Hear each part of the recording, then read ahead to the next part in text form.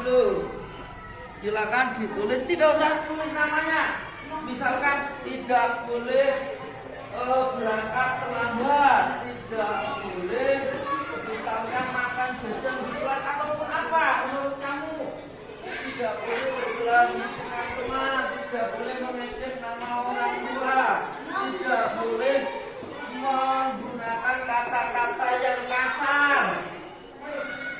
Terserah kamu pengennya apa.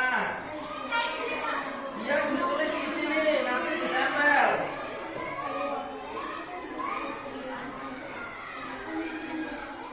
Ini iya, tidak boleh memukul, boleh terserah kamu. Ini nanti kita akan kumpulkan, kamu tempel di sini di papan tulis dulu, boleh? Di bawah.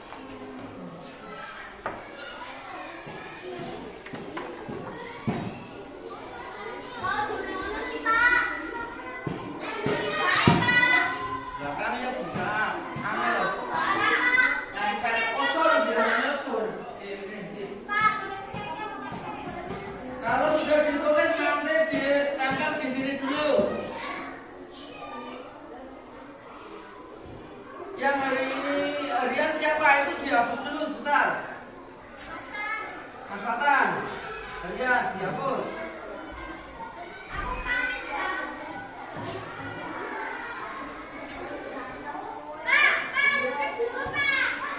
Kamu satu aja, kamu pengen supaya berjalan dengan baik kelasnya, satu aja, tidak melakukan apa, tidak memarahi temannya, tidak. Satu aja, satu orang satu, tidak boleh apa. Ya benar. Ya tidak boleh, misalkan tidak boleh memilih-milih teman, tidak boleh apa, terserah kamu, keyakinan kelasnya.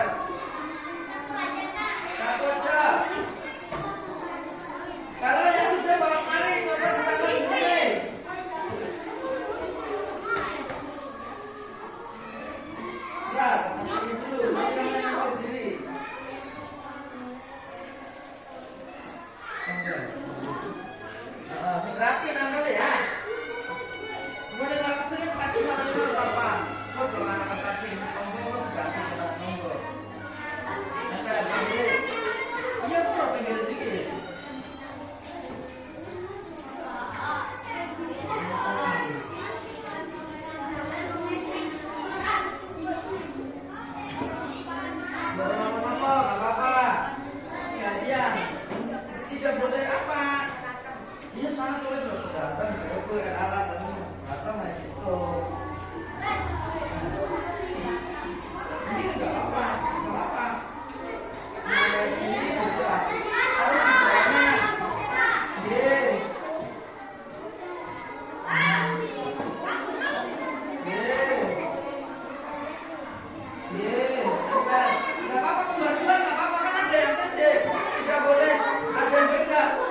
Jangan sama semua. Ya, tidak boleh meminta tanpa izin, ya kan? Oke, boleh. Boleh. Standar aja, tidak boleh. Dan memukul koma kurang N, ambil N. Kurang N, boleh.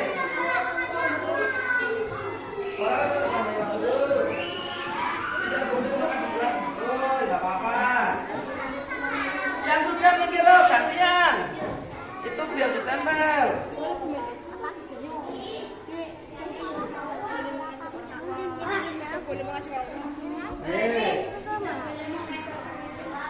Tempel.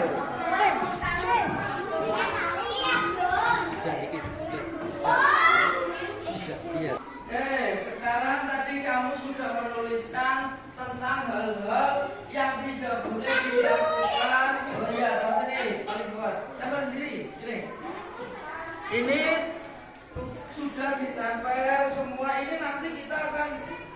rapikan lagi sementara seperti ini, gak apa-apa. Nanti Pak Guru kata lagi biar rapi supaya menjadi keyakinan kelas yang tidak boleh dilanggar. Tidak boleh dilanggar. Di sini contohnya tidak boleh makan di kelas. Itu kesepakatannya tidak boleh.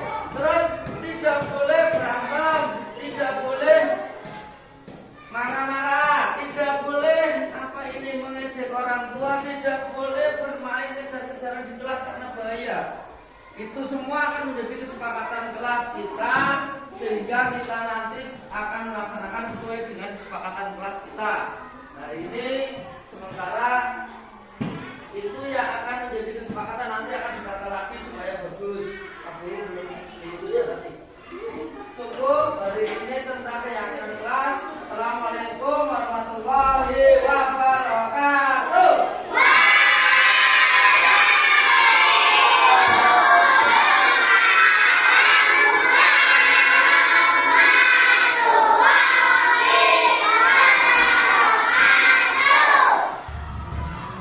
Assalamualaikum warahmatullahi wabarakatuh.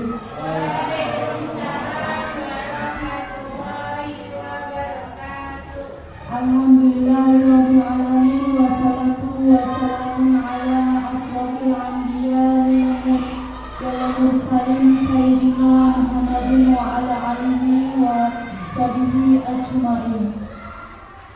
Sebelumnya kami hormati Bapak Eri Budaryono selaku Kepala Sekolah dan yang kami hormati Bapak Ibu Guru dan staf SDN 04 Draka sekalian yang saya banggakan dan saya cintai. Pertama-tama marilah kita panjatkan puja dan puji syukur atas kehadiran Allah Subhanahu wa taala yang memberikan rahmat serta hidayahnya sehingga kita bisa berkumpul menghadiri acara diseminasi budaya positif di SDN 04 Draka pada siang hari ini.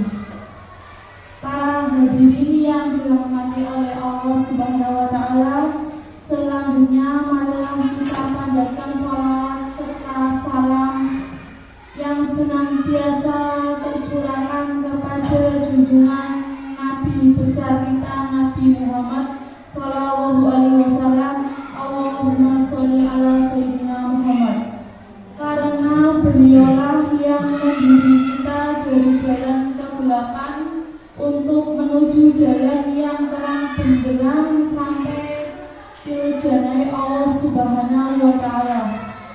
Selanjutnya langsung saja untuk mempersingkat waktu, saya selaku pembawa acara akan membawakan susunan acaranya, yaitu yang pertama pembukaan, yang kedua sambutan dari Pak Kepala Sekolah SDN 04 Draka Bapak Eri Budaryono, yang ketiga presentasi diskriminasi budaya positif yang akan disampaikan oleh Bapak Agus Haryanto Dwi Atmojo, yang keempat lain-lain, dan yang kelima acara yang terakhir adalah penutup.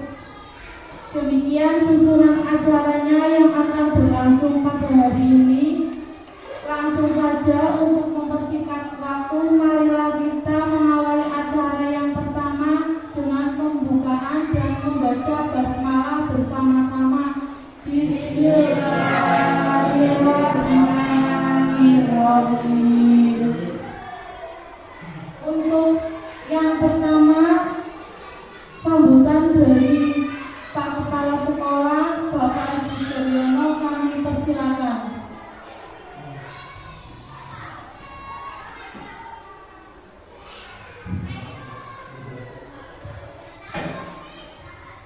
Bismillahirrahmanirrahim.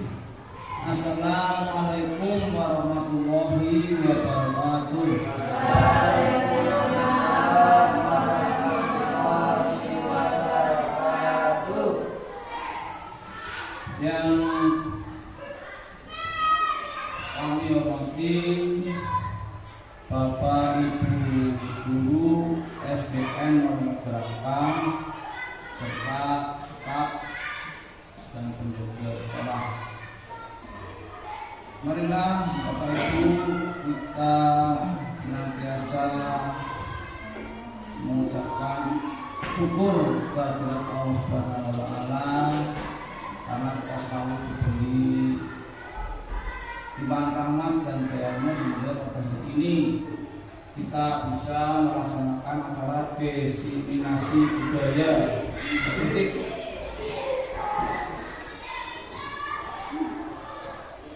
Dalam rangka tugas dari itu, dalam rangka tugas CBP dari Bapak Agus Haryanto. Semoga tahun ini bisa berjalan dengan lancar. Salawat dan salam selalu kita aturkan ke junjungan Nabi besar Nabi Muhammad SAW, keluarga dan sahabat-sahabatnya. Semoga kita mendapat syafaatnya di akhir nanti.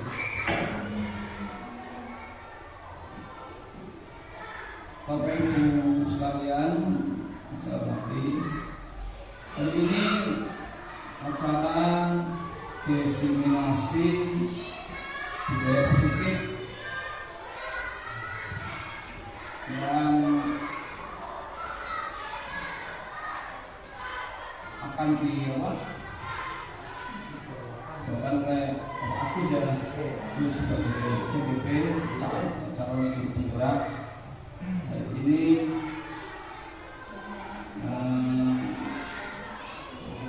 semoga bermanfaat bagi kita semua dan mendapat dukungan dari Bapak Ibu semua. Saya selaku kepala sekolah di sini merasa senang karena di sini sudah ada 2 guru gerak.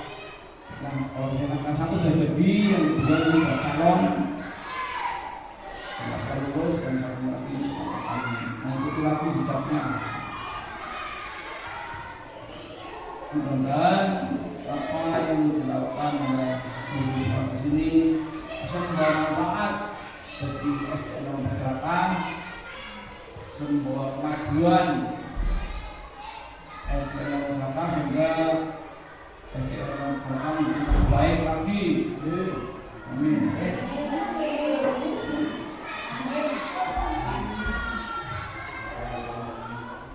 Kiranya cukup ini saja Pak saya sampaikan karena waktu kita yang di sini. Assalamualaikum warahmatullahi wabarakatuh. Waalaikumsalam warahmatullahi wabarakatuh. Terima kasih atas sambutannya Bapak Ibu Daryono. Untuk acara yang selanjutnya yaitu presentasi diseminasi budaya positif yang akan dibawakan oleh Bapak Agus Haryono Dwi Atmojo. Monggo kami persilakan.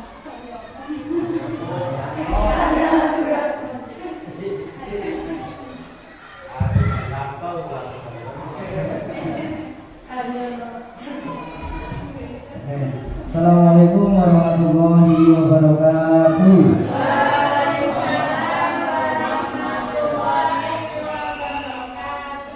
Terima kasih atas waktu yang diberikan kepada saya. Pada kesempatan ini saya sebelumnya mau mengucapkan terima kasih kepada Bapak Kepala Sekolah SDN Normagrakan, Bapak Ibu Daryono yang sudah meluangkan waktunya, dan juga rekan-rekan guru SDN Normagrakan beserta staf yang sudah juga meluangkan waktu pada kesempatan ini. Yang saya mendapat tugas itu dari kegiatan teknologi penggerak dalam modul 1.4 budaya positif.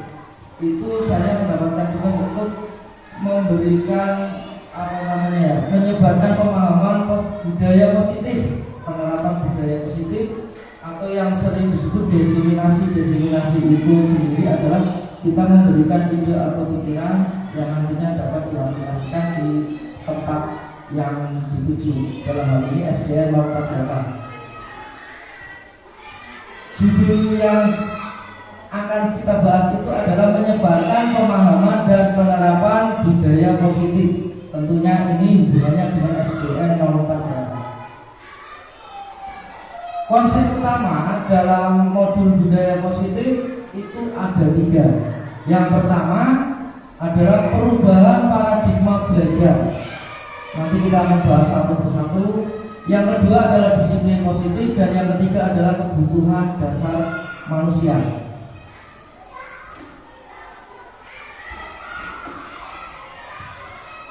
Dari yang pertama dulu, tentang pembelajaran dengan paradigma baru. Pembelajaran dengan paradigma baru itu bagaimana?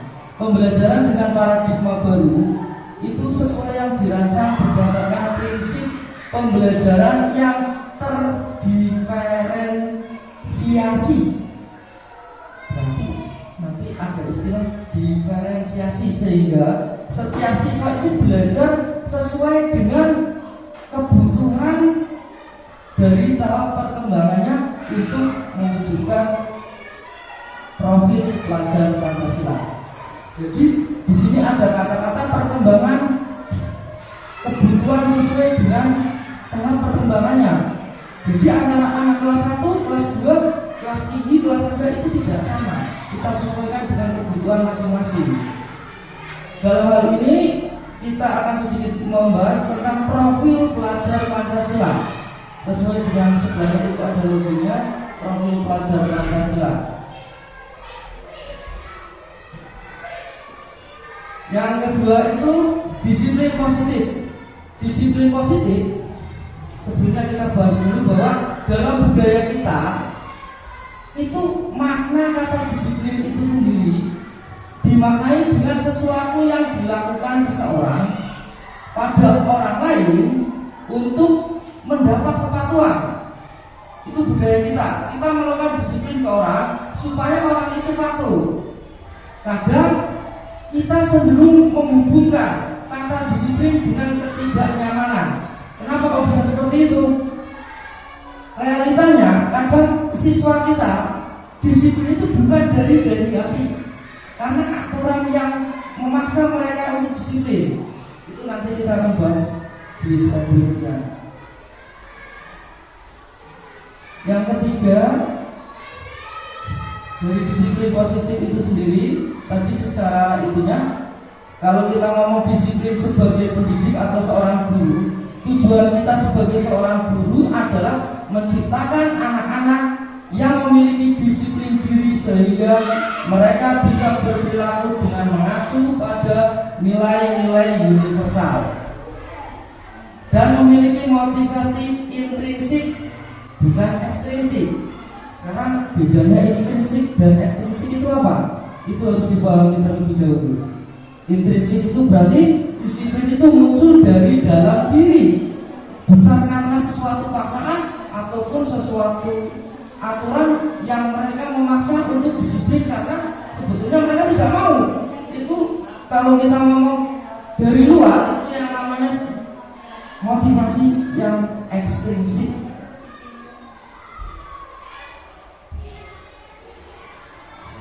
Berikutnya disiplin positif. Apa itu disiplin positif? Disiplin positif merupakan salah satu penerapan disiplin yang bertujuan untuk menumbuhkan kesadaran serta memberdayakan anak untuk melakukan sesuatu tanpa sogokan. Ini yang sering terjadi. Saya pernah seorang anak itu saya suruh melakukan kegiatan A dengan imbalan permen misalnya. Dan ternyata yang terjadi begitu saya tidak kasih permen, dia tidak akan melakukan hal itu. Jadi anak itu kadang melakukan sesuatu, itu kadang dengan mengharapkan sesuatu. Makanya dalam disiplin positif tadi, salah satu penerapan disiplin bertujuan untuk menumbuhkan kesadaran, sadar serta memberdayakan anak untuk melakukan sesuatu tanpa sogokan, tanpa ancaman. Berarti dia melakukannya dengan ikhlas, tanpa rasa takut ataupun lain sebagainya, maupun hukuman. Kadang kita mungkin masih menerapkan beberapa hukuman yang membuat anak supaya disiplin. Itu seperti itu. Sebelum kita membahas disiplin, tentunya kita harus tahu kebutuhan anak itu sendiri itu apa, atau kebutuhan dasar dari manusia itu sendiri. Manusia itu berarti termasuk siswa kita. Kebutuhan dasar kebutuhan dasar manusia itu ada 5. Yang pertama itu adalah kebutuhan bertahan hidup. Ini ruang lingkupnya kita ngomong siswa, walaupun kebutuhan dasar hidup manusia itu umum. Kebutuhan bertahan hidup tentunya kebutuhan yang sering disebut dengan survival. Survival itu adalah kebutuhan yang bersifat fisiologis. Misalnya kesehatan, rumah, makanan, itu adalah kebutuhan bertahan hidup. Seseorang supaya bisa bertahan hidup tentunya harus mendapatkan kebutuhan itu. Kebutuhan yang kedua adalah kebutuhan kasih sayang dan merasa diterima untuk kebutuhan untuk diterima. Kebutuhan ini meliputi kebutuhan untuk memberi dan menerima kasih sayang dan kebutuhan merasa menjadi bagian dari teman. Ini yang kadang mungkin banyak faktor kenapa banyak murid-murid itu melakukan hal-hal yang di luar kebiasaannya. Apakah dia berbagi kasih sayang? Karena kebutuhan dasar manusia yang tadi 5 itu salah satunya adalah kasih sayang dan rasa diterima. Jadi mereka merasa ingin menjadi bagian dari teman. Keluarga tentunya kalau di rumah, pasangan hidup, teman kerja, dan kelompok di mana kita terhubung. Dalam kelas juga nanti ada kelompok-kelompoknya. Tentunya hal ini yang kadang menjadi sorotan kita sebagai pengajar atau guru. Kita harus memahami kebutuhan dasar dari murid-murid kita. Itu yang kedua tentang kasih sayang. Yang berikutnya yang ketiga adalah kasih sayang dan rasa untuk diterima. Rasa untuk diterima di sini meliputi keinginan untuk dianggap. Kadang murid kita ngapunten yang mungkin kita beranggapan dia kurang aktif ataupun apa. Sebetulnya semuanya baik yang kita ataupun yang mungkin nilainya kurang bagus ataupun yang apa itu sama. Mereka itu ingin dianggap, dihargai, bisa membuat perbedaan, bisa membuat pencapaian, kompeten, diakui dan dihormati. Itu yang kadang anak-anak kita kadang ada beberapa yang mungkin minder ataupun apa. Sebenarnya mereka juga pengen dihargai dan lain sebagainya. Yang keempat itu tentang penguasaan, kebutuhan penguasaan atau kebutuhan pengakuan atas kemampuannya. Kebutuhan ini meliputi keinginan untuk dianggap, dihargai dan dihormati. Kadang walaupun sekecil apapun yang mereka lakukan sebagai guru, kita harus menganggap itu mungkin kecil bagi dia, tapi bagi kita mungkin kecil, tapi bagi dia itu suatu pencapaian yang luar biasa. Jadi kita harus tetap menganggap, menghargai dan menghormati seberapapun kecil apa yang dilakukan oleh siswa kita. Yang kelima adalah kebutuhan akan pilihan atau kebebasan. Di sini meliputi kebutuhan akan kemandirian, otonomi, memiliki pilihan dan mampu mengendalikan arah hidup seseorang.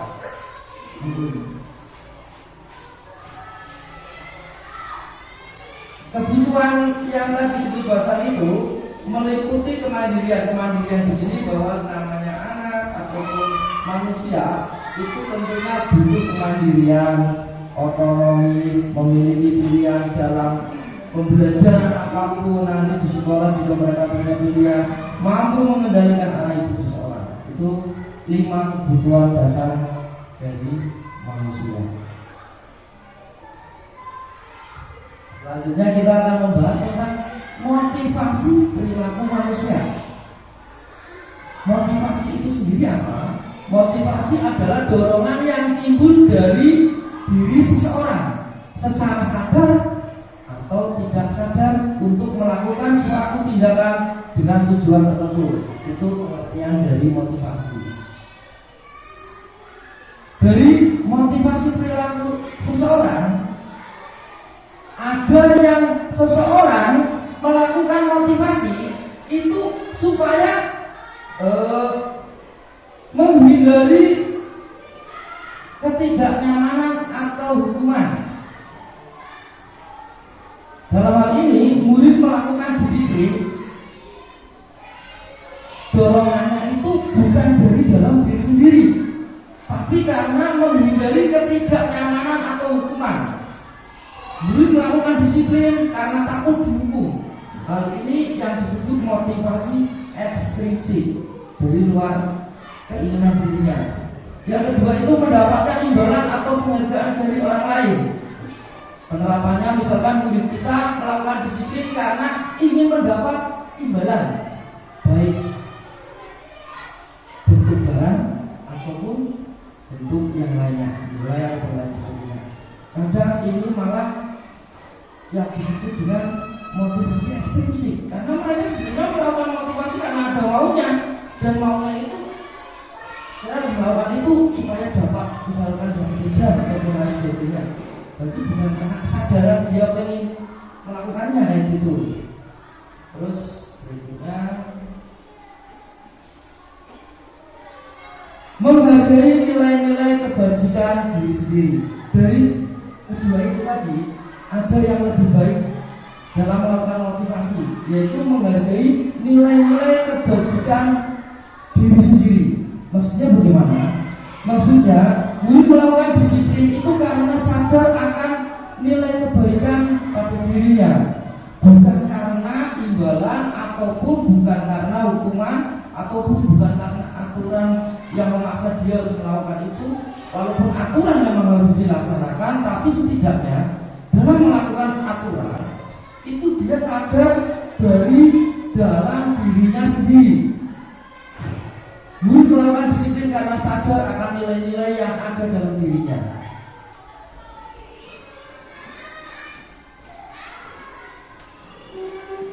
Berikutnya tentang konsep disiplin dengan identitas gagal. Kok ada konsep disiplin dengan identitas gagal? Maksudnya bagaimana? Dalam hal ini, kadang seseorang melakukan disiplin dengan menggunakan hukuman ataupun kita menggunakan point of view. Point of view itu maksudnya nanti saya jelaskan. Satu dulu, dari hukuman dulu. Hukuman itu dampak yang akan terjadi pada siswa, salah satunya adalah menyakitkan. Walaupun hukuman itu dalam tanda kutip tidak melakukan hukuman fisik, tapi dalam perasaan dari orang yang siswa yang dihukum itu pastinya menyakitkan, karena itu akan menjadi bahan bijinan teman-temannya, dan itu selain menyakitkan tentunya tidak nyaman. Ini yang hubungannya dengan itu hukuman. Terus murid takut, mereka akan merasa takut karena hukuman itu. Dari rasa takut itu apa yang akan muncul? Menyembunyikan kesalahan itu sudah pasti. Anak tidak akan jujur karena mereka takut dihukum. Beda konsepnya kalau hukuman itu kita ganti dengan hal yang lain nantinya. Hal yang baik selain hukuman itu apa? Sehingga anak di sini tidak akan melakukan kebohongan karena mereka tidak takut. Saya jujur juga tidak akan dihukum kok. Seperti itu konsepnya. Terus dari poin yang tadi kita lihat itu, hukuman itu memang tidak efektif. Poin itu maksudnya adalah dari kegiatan hukuman itu tentunya menimbulkan hal-hal yang tidak efektif. Tidak efektifnya bagaimana? Sesuai yang tadi sudah saya jelaskan. Yang kedua itu merusak hubungan. Merusak hubungan ini contoh ini dalam pembelajaran, misalkan kenapa kok sekarang kita dalam kurikulum ini kok tidak ada perhatian? Pertanyaannya kenapa seperti itu? Ataupun dalam hal kita ngomong itu aja, merusak hubungan itu kalau anak yang rankingnya di bawah sekarang nggak langsung akan menimbulkan rasa iri itu. Walaupun dia tidak ngomong, pasti pengen. Aku kok pengen juara satu, aku kok pengen ini. Kita kalau ngomong ranking, Kalau ngomong yang lainnya juga tentunya sama. Padahal hal itu tentunya menjadi sifat iri, itu kan sifat yang tidak baik. Terus mematikan kreativitas. Bagaimana mematikan kreativitas? Kadang gini, seorang yang sudah baru berhasil dengan adanya kita melakukan misalkan apa yang namanya ya, pujian ataupun apa ataupun hukuman. Kalau misalkan di sini kita ngomong hukuman berarti konteksnya begini. Setiap orang pasti punya masa yang berbeda-beda atau tingkatannya berbeda-beda. Dia baru belajar, belum sempurna.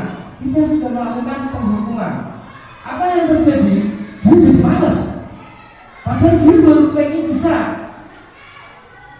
Contoh kelas 3 misalkan, suruh hafalan perkalian. Dia belum belajar. Tingkat seseorang atau tingkat dari masing-masing anak gak sama. Kita nggak bisa memaksakan seseorang anak yang satu dan yang lain itu harus sama. Dia baru belajar aja udah dimarahi, udah dihukum. Itu mematikan kreativitas. Bukannya dia bertambah pikir, oh yang udah pintar, pengen anak. Kadang tidak semua anak bisa menerima seperti itu. Itu mematikan kreativitas anak. Terus yang berikutnya adalah menghukum dengan sistem lagi tadi sudah dijelaskan seperti di atas. Merampas menghargai hak dirinya. Ini kasusnya bisa misalkan penerapan ini misalkan di rumah. Di rumah kita punya anak misalkan baru bisa melakukan hal kecil yang seharusnya tanpa kita ngomong ngakutan. Mungkin ini sekedar saya berpikiran saya. Anak itu kalau bisa misalkan baru bisa belajar membaca kelas 1 misalkan, baru bisa belajar membaca, belajar menulis, dia baru bisa menulis A. Itu mungkin biasa. Ataupun bagi kita yang sudah bisa A itu bukan hal yang susah untuk dilakukan. Kalaupun kita memberikan penghargaan, itu sebetulnya penghargaan itu bisa dikategorikan merampas hak untuk menghargai dirinya. Tanpa dilakukan penghargaan, dia akan menghargai dirinya bahwa dia sudah mencapai proses pada tahap bisa menulis huruf A, misalnya seperti itu. Kita langsung aja nanti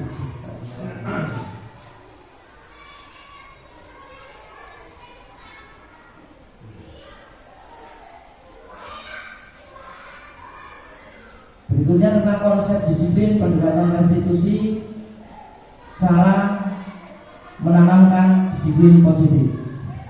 Sebelumnya di sini ada kata-kata baru mungkin bagi saya tentunya baru, bagi rekan-rekan guru mungkin juga sesuatu hal yang baru.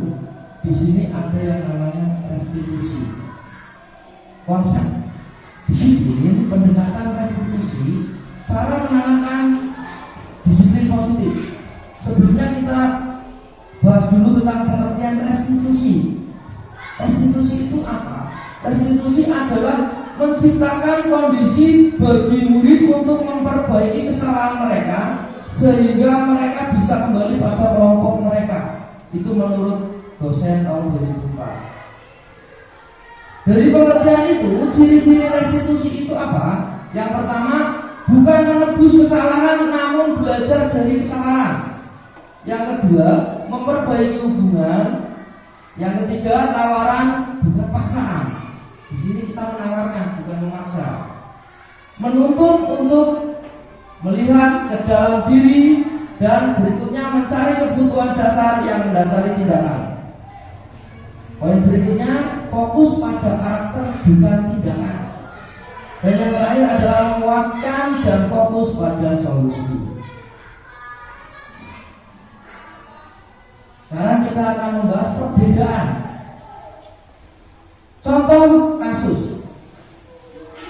tidak mengerjakan tugas membuat puisi. Dalam hal ini ada contoh kasus biar kita lebih bisa memahami tentang perbedaannya. Jika ada murid kita yang tidak mengerjakan tugas, misalkan kita menyuruh membuat puisi, anak tidak mengerjakan. Kalau kita kita menerapkan prinsip hukuman, apa yang terjadi? Guru menghukum siswa untuk mengepel misalkan, ataupun nanti istirahat, kamu jangan istirahat tapi misalkan apalah, melakukan apa membersihkan apa, itu jika kita menggunakan hukuman. Dan nada yang digunakan biasanya adalah guru akan marah karena tidak mengerjakan. Tentunya dampak psikologisnya murid menjadi takut. Itu kalau kita menerapkan prinsip hukuman. Konsekuensinya, kalau kita menerapkan konsekuensi, itu mungkin lebih baik daripada hukuman. Misalkan kita ada konsekuensi, setiap anak yang tidak mengerjakan tugas itu harus melakukan ini. Di sini konsekuensi itu beda dengan hukuman. Kalau hukuman tidak ada korelasi, maksudnya korelasi itu, wong anak tidak mengerjakan tugas kok disuruh ngepel, hubungannya apa? Nggak ada hubungannya. Itu karena model hukuman. Biasanya beda dengan konsekuensi. Konsekuensi itu masih ada nyambung-nyambungnya. Anak tidak mengerjakan puisi atau tidak membuat puisi, hukumannya ya tentang membuat puisi. Itu namanya konsekuensi. Misalkan guru menyuruh murid untuk membuat puisi itu yang harusnya dia bikin 1, itu 2 kali atau 3 kali atau 4 kali tergantung gurunya. Itu konsekuensi. Dari konsekuensi itu mungkin akan lebih baik daripada hukuman, karena murid akan tetap mengerjakan tugas yang sudah menjadi kewajibannya. Tapi dalam konsekuensi ini guru tentunya akan mengatakan hal yang tegas, menggunakan kata-kata yang tegas, dan siswa tentunya akan lebih menghormati karena itu sudah menjadi peraturan kelas. Itu konsekuensi. Konsekuensi sudah agak bagus. Tapi dari hukuman dan konsekuensi mungkin ada yang sekarang lebih bagus lagi. Apa itu? Restitusi. Restitusi itu apa? Restitusi itu berarti di sini sebagai seorang guru kita menanyakan keyakinan kelas, atau keyakinan dirinya, dan membantu siswa untuk menyelesaikan masalahnya. Enggak cuma kamu memberikan kita memberikan semacam tadi hukuman ataupun suruh mengerjakan lagi. Enggak, kita menyelesaikan masalahnya. Di sini guru akan lebih terbuka dan siswa menghormati dirinya dan orang lain. Itu tentang restitusi. Terus sebelum ke segitiga restitusi, ada beberapa posisi kontrol sebagai seorang pendidik atau pengajar. Nah, di sini saya mungkin bapak-bapak sudah pernah melihat ini, atau ibu-ibu, kita akan mengulang kembali tentang 5 posisi kontrol sebagai seorang pendidik. Nanti tinggal kita bisa menempatkan posisi kita itu pada posisi yang mana.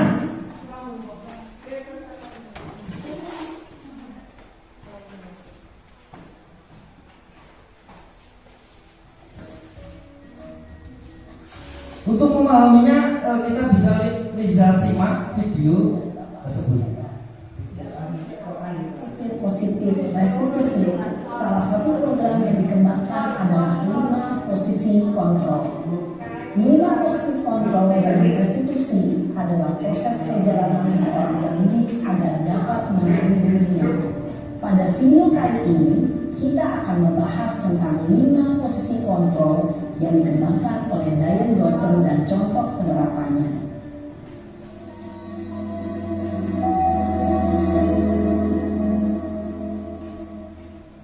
5 posisi kontrol itu adalah 1. Posisi penghukum, 2. Posisi pembuat merasa bersalah, 3.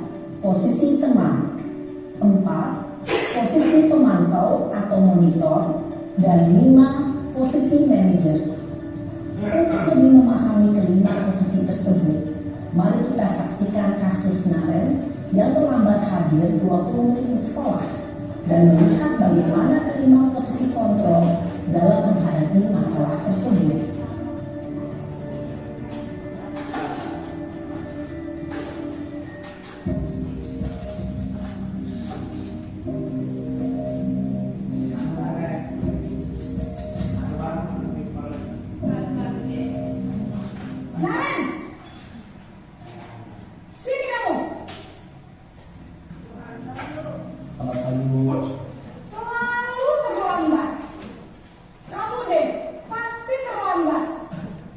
Bu, saya Apa?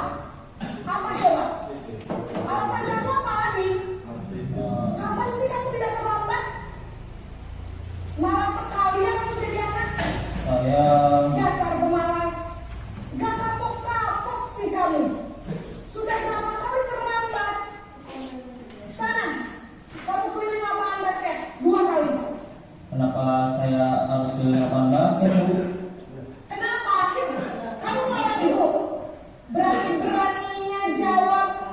Sudah terlambat, masih berani jawab enggak? Sekarang, keliling lapangan basket 5 kali sekalian. Biar kapok. Cepat. Pergi sana ke lapangan basket. Posisi penghukum biasanya berbicara dengan nada tinggi, menghardik, menunjuk-nunjuk, menyakiti, dan menyindir. Hukuman bisa berupa fisik maupun psikis. Ibu dan bapak guru hebat, dampak yang terjadi pada murid ketika guru berada pada posisi penghukum adalah murid cenderung akan memberontak, bahkan menyimpan dendam.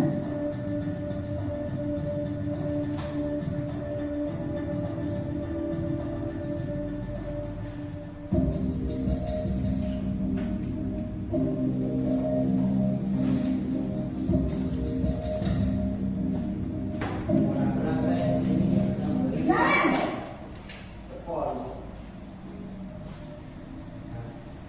Selamat pagi, Bu. Naren. Kamu kenapa terlambat lagi, nak? Ya Tuhan, Naren. Kamu senang ya bikin ibu susah ya? Kalau kamu terlambat lagi, nanti ibu yang ditegur bapak kepala sekolah, nak. Disangka ibu tidak bisa membina kamu. Duh, gimana ini? Maaf, Bu.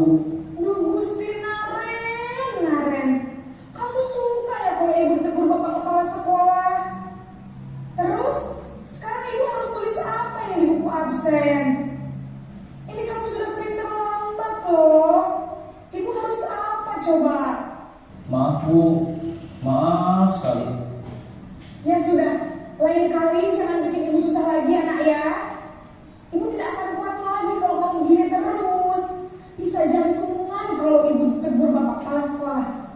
Sana cepat ke kelas. Maaf ya, Bu. Maaf sekali. Posisi pembuat rasa bersalah berbicara dengan nada tenang, cenderung lembut.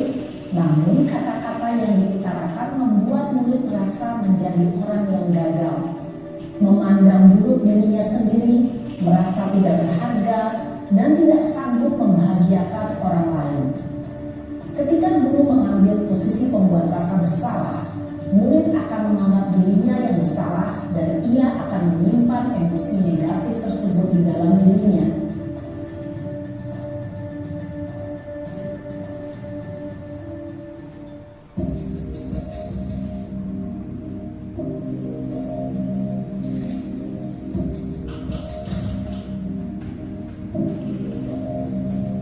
Naren,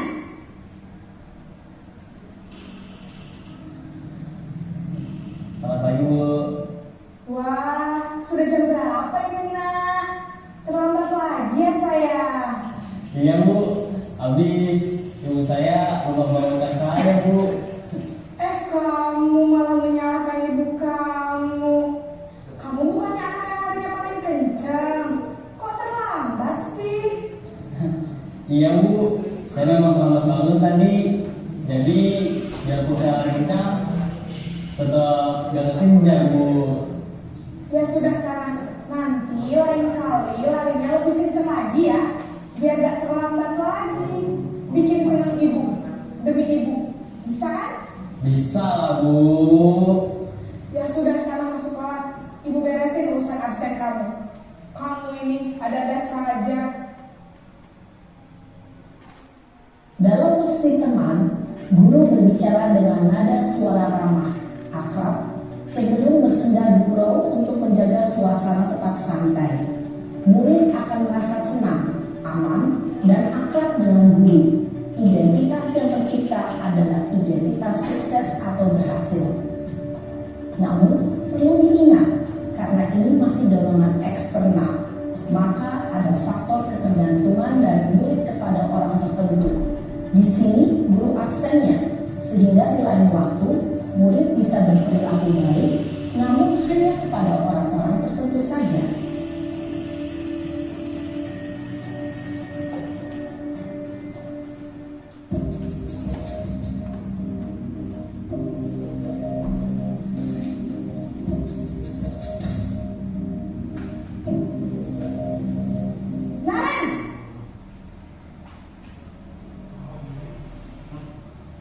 Selamat pagi, Bu. Naren, apa peraturan sekolah kita tentang jam berapa kita harus masuk sekolah, Nak? Kita harus di sekolah jam 7, Bu. Iya, betul. Sekarang sudah jam 7.20. Naren sudah tahu konsekuensinya jika terlambat hadir. Paham, Bu.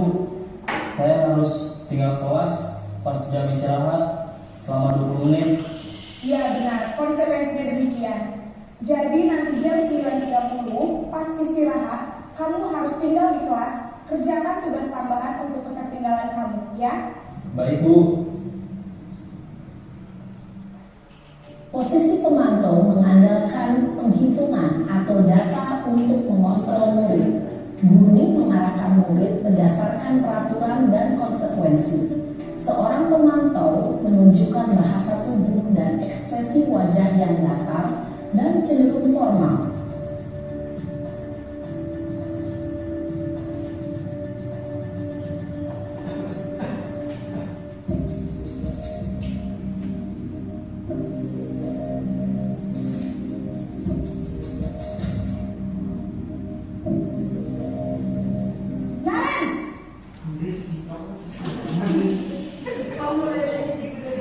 Selamat pagi, Bu. Selamat pagi, Naren. Bu, saya terlambat. Iya, sekolah masuknya jadwal sekarang sudah jam 7.20. Jadi sekarang bagaimana nih, Naren? Maaf, Bu. Saya lupa setel alarm saya semalam. Baiklah, menurut kamu, kira-kira pola yang mana yang perlu kamu tingkatkan? Menghargai diri sendiri dan orang lain mungkin, ya, Bu. Setuju. Jadi, apakah Naren meyakini prinsip saling menghormati tersebut? Iya, Bu. Saya meyakininya. Apakah Naren bersedia memperbaiki masalah keterlambatan ini? Bersedia, Bu. Bagaimana kamu akan memperbaiki masalah keterlambatan ini? Saya akan coba untuk tidak lupa menyetel alarm saya, Bu. Baik, kalau Naren lupa menyetel alarm di rumah, ada orang yang kira-kira bisa bantu mengingatkan tidak? Ada, Bu. Kakak saya, Kak Emma. Ada lagi selain Kak Emma? Selain Kak Emma, ada ibu saya. Baik, jadi yang mengingatkan Naren adalah Kak Emma dan ibu kamu, ya? Kira-kira akan mulai setel alarm kapan nih, Naren? Setelah pulang sekolah, akan segera saya lakukan. Baik, jadi Naren akan setel alarm untuk bangun besok pagi dan akan diingatkan oleh kakak dan ibunda Naren, ya. Ada lagi yang mungkin perlu dilakukan, Naren, agar tidak terlambat bangun lagi. Tidak ada, Bu. Baik, Naren, terima kasih untuk kerjasama kamu. Sekarang kamu perlu kembali ke kelas untuk belajar. Baik, Bu. Terima kasih. Posisi manajer adalah posisi kontrol yang disarankan untuk membimbing murid memiliki sikap disiplin yang positif, yaitu murid yang mandiri, bertanggung jawab, dan dapat memecahkan masalah. Tujuan dari posisi ini adalah agar murid dapat berefleksi atas tindakannya. Guru akan dengan tulus memberikan pertanyaan-pertanyaan bermakna, sehingga membuat murid dapat belajar dari kesalahannya dan mencari sebuah solusi untuk menyelesaikannya. Ibu dan bapak guru hebat, setelah mengamati adegan kelima posisi kontrol tadi, kira-kira posisi mana yang paling ideal? Posisi mana yang dapat menunjang motivasi intrinsik murid? Oke, itu tadi adalah 5 posisi kontrol yang yang sudah dijelaskan lewat video itu. Kita nanti tahu di mana posisi kita sekarang. Apakah kita tadi sebagai seorang penghukum, ataukah sebagai teman, ataukah sebagai manajer, ataupun sebagai tadi posisi kontrolnya itu. Berikutnya untuk mempercepat waktu, kita akan ke kegiatan membuat keyakinan kelas. Sebelum nanti kita membahas pada akhir yang disebut restitusi, ini masih ada hubungannya. Dalam keyakinan kelas, kalau dulu sering kita sebut dengan peraturan kelas, cuma sekarang sudah menjadi sebuah keyakinan kelas, karena keyakinan kelas ini adalah peraturan kelas yang didiskusikan oleh kita dan siswa kita. Begitu juga konsekuensinya mereka sadar betul, karena dalam hal ini tahap awal dalam keyakinan kelas itu kita berdiskusi tentang peraturan kelas yang perlu disepakati di kelas. Anak akan menuliskan apa yang tidak boleh dilakukan di kelas. Ditulis satu orang, misalkan menulis 2. Dari tulisan-tulisan anak itu tadi, kita akan mengubah peraturan yang dibuat atau tulisan-tulisan anak itu menjadi kalimat positif. Jadi kita tidak menelan mentah-mentah, misalkan tidak boleh makan di kelas, langsung menjadi keyakinan kelas, itu tidak. Nanti akan dijelaskan di bagian bawah. Yang kedua, menyarikan peraturan yang dibuat menjadi nilai kebajikan. Setelah dijadikan kalimat positif, itu kita akan merubah lagi menjadi nilai kebajikan atau keyakinan. Bedanya apa? Bedanya dalam keyakinan kelas kita harus menggunakan bahasa atau kata yang universal. Universal itu berarti tidak khusus. Nanti dijelaskan di bawah. Terus yang ketiga, yang berikutnya adalah menjelaskan keyakinan kelas dan komitmen melaksanakannya. Biasanya dalam hal ini bisa dilakukan dengan anak menandatangani apa yang sudah menjadi keyakinan kelas. Jadi anak punya tanggung jawab penuh. Terus yang tahap terakhir adalah menghias atau menempel keyakinan kelas. Mungkin kita bisa menggunakan media kanva ataupun lain sebagainya supaya lebih menarik. Setelah keyakinan kelas itu jadi, baru kita tempelkan supaya anak bisa membacanya. Contoh keyakinan kelas 3, misalnya menerapkan 5S, senyum, sapa, sopan, santun. Dalam 5S ini pengaplikasiannya banyak. Kita harus senyum kepada siapa? Tentunya kepada guru, senyum kepada teman. Jadi dalam keyakinan kelas kita menggunakan kata yang universal. Tidak senyum kepada guru, 2 senyum kepada teman. Itu tidak seperti itu. Ini lebih kita menggunakan kata-kata yang bisa mewakili dari beberapa kata-kata lainnya. Maksudnya seperti itu. Yang kedua, nyaman saat belajar. Kenapa kita menggunakan kata nyaman? Misalkan ada anak kita menuliskan pada saat pembuatan keyakinan kelas, tidak boleh makan di kelas. Itu betul. Itu bisa menjadi sebuah peraturan kelas atau keyakinan kelas. Tapi itu sifatnya belum universal. Tidak boleh berbicara saat belajar. Itu kata-kata yang betul, tapi belum universal. Dari kata-kata yang belum universal, itu nanti kita akan membuatnya menjadi kata yang lebih universal dengan misalkan menggunakan nyaman saat belajar. Nyaman saat belajar itu mungkin meliputi tadi tidak makan, tidak ribut, tidak bercanda dalam kelas, diwakili dengan kata nyaman saat belajar, kayak gitu. Terus disiplin ini adalah kata yang universal. Disiplin meliputi tidak berangkat terlambat, tidak menggunakan pakaian yang komplit saat upacara. Itu adalah bagian-bagian dari disiplin. Seperti itu. Nanti kita memberikan pengertian ke anak, disiplin itu adalah seperti ini. Jadi berdasarkan apa yang dikatakan anak. Kadang-kadang anak menulis tidak boleh terlambat. Terus ada lagi yang menulis upacara menggunakan seragam. Dari kata-kata itu nanti kita bisa menyimpulkan menjadi kata disiplin. Terus menghargai guru dan teman. Tentunya ini menjadi kata-kata yang umum. Menghargai dalam arti kata kita harus menggunakan kata-kata yang baik dengan teman, tidak menggunakan kata-kata yang kasar dan lain sebagainya. Diambil mengambil suatu kesimpulan untuk menjadi keyakinan adalah menghargai guru dan teman. Berikutnya menjaga kerukunan, itu sama tanggung jawab dengan tugas. Tanggung jawab, tugas di sini meliputi mungkin ada tugas di rumah ataupun tugas dalam piket kelas, tugas yang menjadi tugas upacara, tugas lainnya, pokoknya terangkum menjadi tanggung jawab dalam tugas. Di sini sebetulnya ada videonya tapi cuma sudah ilustrasi aja, lanjut aja. Yang terakhir ini tentang segitiga restitusi. Segitiga restitusi itu mempunyai beberapa tahapan. Tahapan dalam melakukan jenengan atau kita semua akan melaksanakan segitiga restitusi. Tahapannya apa? Yang pertama itu menstabilkan identitas. Menstabilkan identitas itu bahwa setiap orang pasti pernah melakukan kesalahan. Kata-kata yang akan kita gunakan pada saat menstabilkan identitas, biasanya kita menggunakan setiap orang pasti pernah melakukan kesalahan. Itu kita ngomong ke anak yang ada kesalahan. Itu pada tahap segitiga restitusi yang menstabilkan identitas. Selain setiap orang pernah melakukan kesalahan, kita juga bisa menggunakan kata kamu bukan satu-satunya yang melakukan ini.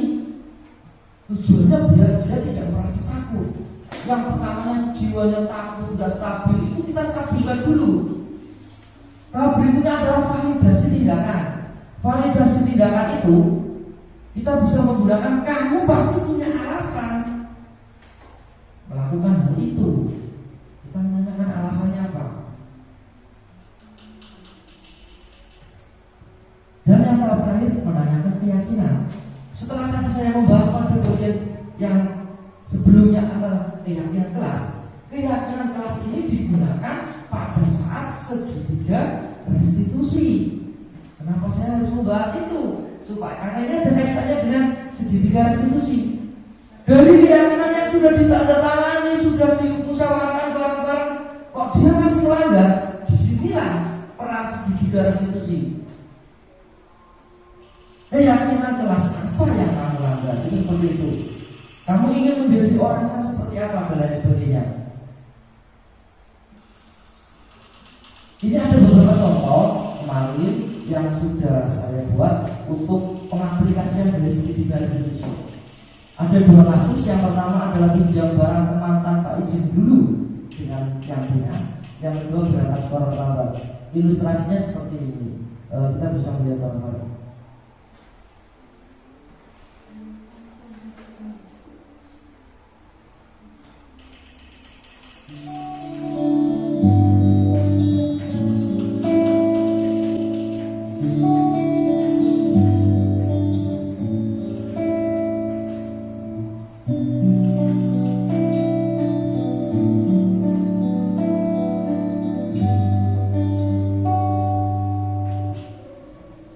Ini kasus yang pertama yang tadi saya bilang, ada guru kita yang mengambil atau meminjam, bukan mengambil, meminjam barang punya teman tanpa izin.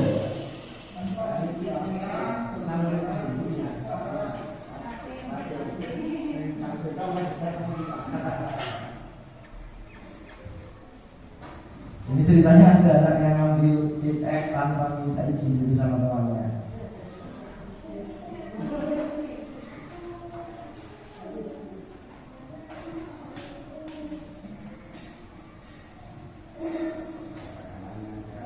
Kita kan melihat sebagai guru, berikutnya akan kita panggil kantor.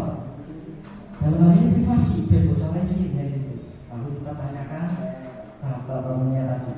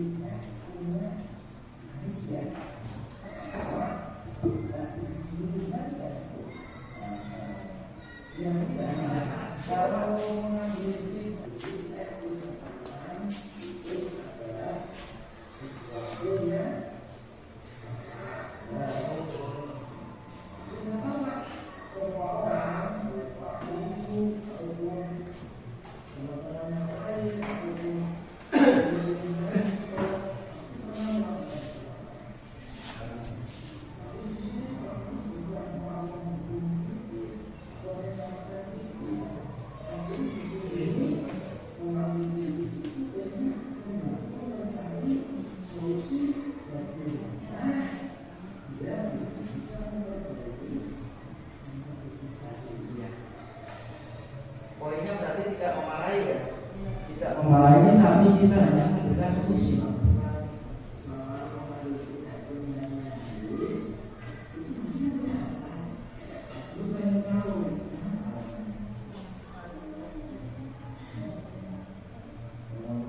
Ini dalam fasilitasi tindakan yang tak salah, tidak salah.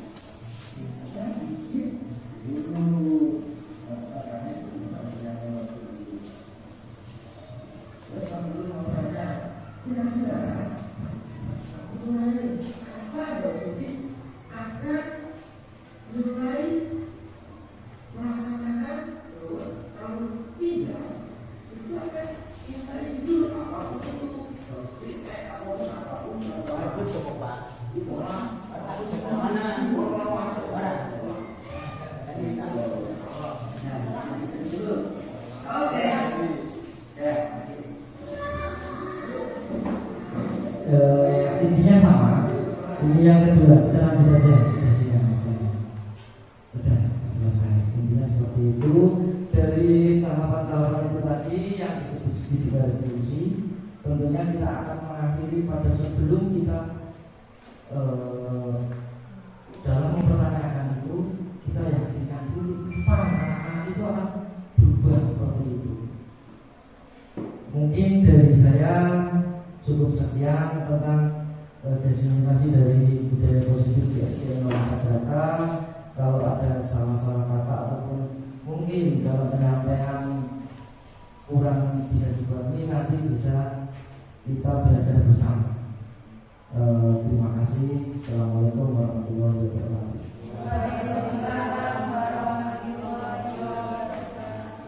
Terima kasih Bapak Agus atas presentasi diseminasinya budaya positif. Untuk Bapak Ibu Daryono selaku kepala sekolah dan jajarannya, terima kasih telah menghadiri acara untuk hari ini. Akhir kata, apabila ada kesalahan baik atau tidak disengaja dalam ucapan saya selaku pembawa acara mohon maaf sebesar-besarnya. Untuk acara penutup, marilah kita bersama-sama baca hamdalah bersama-sama. Alhamdulillahirabbil alamin. Terima kasih semuanya. Assalamualaikum warahmatullahi wabarakatuh. Nama saya Tribu Daryono, SPDSD, Kepala Sekolah SDN 04 Jerakah, tempat di mana Pak Agus mengajar. Saya bangga dengan Bapak atau Ibu Guru SDN 04 Jerakah yang mempunyai kinerja dan etos kerja yang tinggi, khususnya Saya bangga dengan Pak Agus yang masuk sebagai calon guru penggerak. Diseminasi budaya positif yang dipaparkan Pak Agus sangat bagus dan semoga dapat dilaksanakan di sekolah dan dapat meningkatkan kualitas pendidikan di SD 0 Pajrakah. Salam dan bahagia, bergerak dan menggerakkan. Assalamualaikum warahmatullahi wabarakatuh. Nama saya Abdul Ghafur. Saya rekan dari Pak Agus di SDN 0 Pajrakah. Menurut saya, dari apa yang dipaparkan Pak Agus mengenai budaya positif itu sangat bagus untuk diterapkan di SDN 0 Pajrakah. Karena budaya diri untuk siswa di sekolah ini, masih banyak siswa yang disiplin karena faktor ekstrinsik bukan dari dalam dirinya. Semoga diseminasi ini dapat diterapkan di lingkungan sekolah agar siswa kita menjadi siswa yang berkarakter, profil pelajar Pancasila. Cukup dari saya. Bila ada kata-kata yang kurang berkenan, saya mohon maaf yang sebesar-besarnya. Wassalamualaikum warahmatullahi wabarakatuh.